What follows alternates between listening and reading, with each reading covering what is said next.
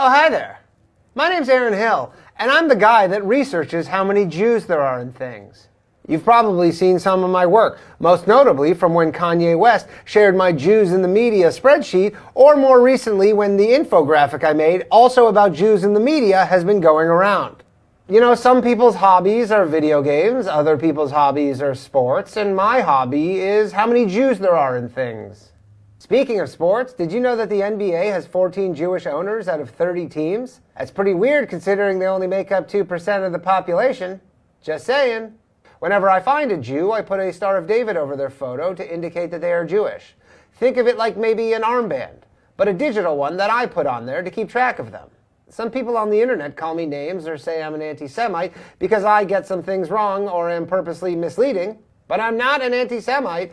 I just like to know how many Jews there are in things. And sure, there's some mistakes sometimes, but we all make mistakes. Or sometimes I won't have enough Jews to put on the infographic, so I'll embellish a little bit, like the Jews, and I'll do things like put Steve Jobs on there as a Jew, which is obviously not true, or put Bob Iger of Disney on 12 different times with different versions of his name.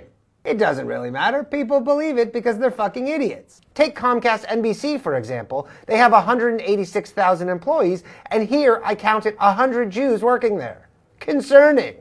A lot of my former friends and family find it weird how obsessed I am with Jews and how many there are in things. But what I find weird is that 212 Jews have received Nobel Prizes, which makes up 22% of all Nobel Prizes ever given out. Pretty weird considering they only make up 0.2% of the world's population, right?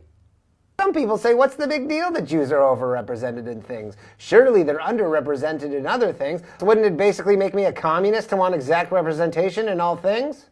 But that's not what I want. I just want there to be no Jews in any things. I'm a utopian. Here's another thing I'm working on, the U.S. House of Representatives. There are 25 Jewish members sitting out of 435 possible seats.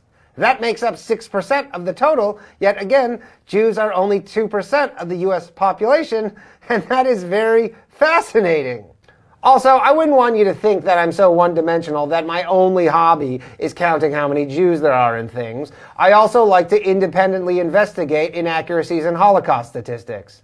And every day when I go to bed, I pray that I could be relieved of this burden of having to count how many Jews there are in things. If you catch my drift, Iran. What was that? Mother? Dinner time?